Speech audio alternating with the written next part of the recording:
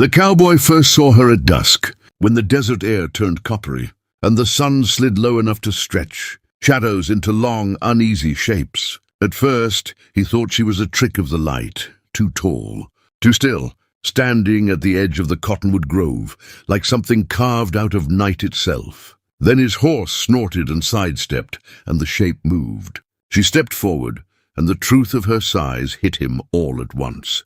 She was enormous, 7 feet at least, her shoulders broad, her presence swallowing the space around her. Instinct took over.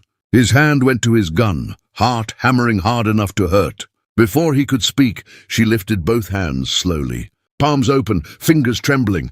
Her face crumpled in a way that didn't match her size at all. "Don't be scared of me," she said. Her voice cracked on the words, and then she was crying, real. Unguarded sobs that shook her chest. Tears slid down her cheeks, cutting pale tracks through the dust and streaks of faded paint on her skin.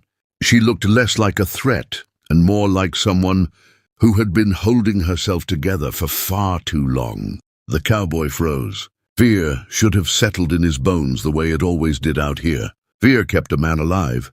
But when he looked at her, really looked, he didn't see violence in her eyes. He saw panic, exhaustion, and something close to shame, as if she'd been taught her whole life that merely existing was a crime. "I ain't gonna shoot you," he said finally, his voice low and steady, surprising even himself. He eased his hand away from the gun, slow enough not to spook her.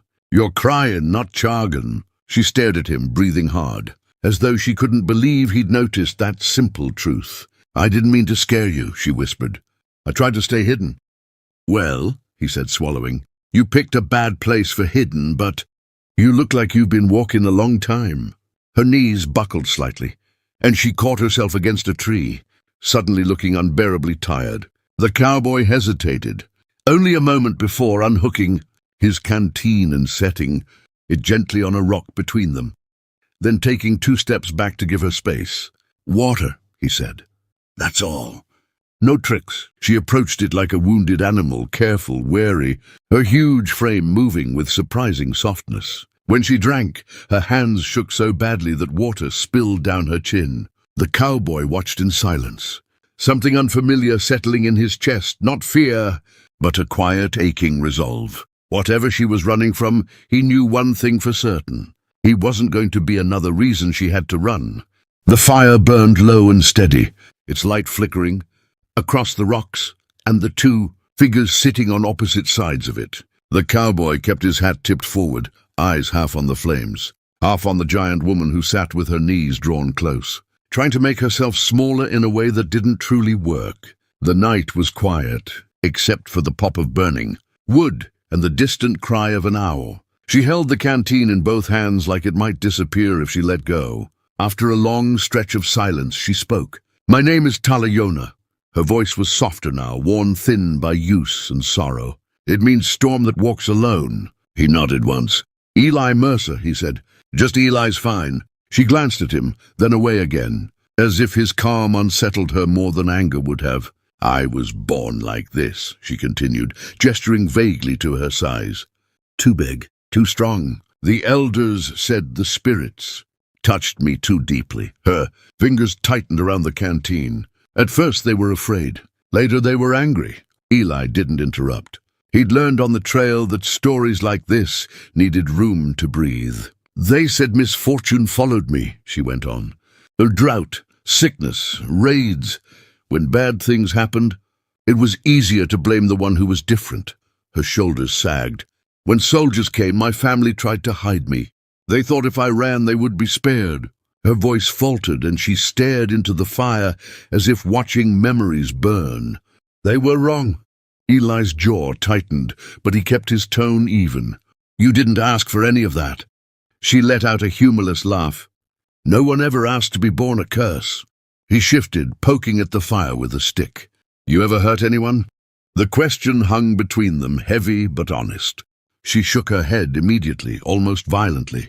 "Never, I swear it. I only run. I break paths through brush. I steal food when I must, but I don't kill. I don't want blood on my hands." Her eyes lifted to his, wide with fear, not of him but of his judgment. I'm afraid of my own strength." Eli studied her for a long moment. He saw calloused hands, scars earned from flight, not battle. He saw someone who had learned to apologize for taking up space. "Sounds to me," he said slowly, "like you've been punished for surviving." Her breath hitched. Tears welled up again, spilling over before she could stop them. Her shoulders shook, and she pressed a hand to her mouth, ashamed of the sound. Without thinking too hard about it, Eli reached out, then stopped himself halfway. "May I?" he asked, nodding toward her arm.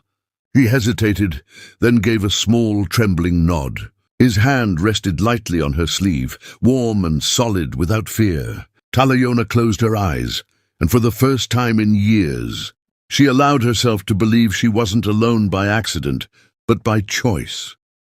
Morning came sharp and cold, the kind that bit through bone and made every sound carry too far. The fire had burned down to grey ash when the horses started to snort and shift, ears pinned toward the ridge. Eli was on his feet instantly, hand moving by habit, eyes scanning the horizon. That was when he saw them, dark shapes cutting across the pale light, riders silhouetted against the sky. Too many moving with purpose. Men who thought they were hunting something that couldn't talk back. Talayona followed his gaze, and the color drained from her face. "They're here for me," she whispered. "They always are." Her first instinct was to run. Eli could see it in the way her muscles coiled, the way she angled her body toward the trees. Before she could move, he stepped in front of her, planting his boots in the dirt. It felt like standing in front of a storm, but he didn't flinch. "Go," she said urgently. "If they see you with me, they'll kill you." Eli shook his head once. "I ain't leaving." The riders shouted as they came closer, rifles slung loose, confidence riding high. One of them laughed when he spotted Talayona, the sound sharp and ugly. "Well, I'll be damned," he called. The stories were true. Eli lifted his rifle but didn't fire. "You boys best turn around," he said. "Ain't nothing here worth dying for." They answered with gunfire. The first shot kicked dirt near Eli's feet, the crack of it splitting the morning. Before he could think, Talayona moved. She grabbed him around the waist and hauled him back just as another bullet tore through the space where his chest had been. She set him down behind a fallen log and stepped forward, towering and terrible in the rising sun. But she didn't roar. She didn't charge in rage. She moved with precision, knocking rifles aside, snapping wooden stocks with controlled force, sending men sprawling without finishing them. When one rider raised his gun at Eli again, she caught the barrel and bent it like soft metal. Her face twisted in something like grief. "Leave," she shouted, her voice thunder and heartbreak combined. "I don't want to hurt you." Fear finally found the men, real fear. They hadn't expected mercy from something they'd labeled a monster. One by one they fled, horses screaming as they tore back across the ridge. When the silence returned, Talayona's strength drained out of her all at once. She dropped to her knees, hands shaking, breath coming in ragged pulls.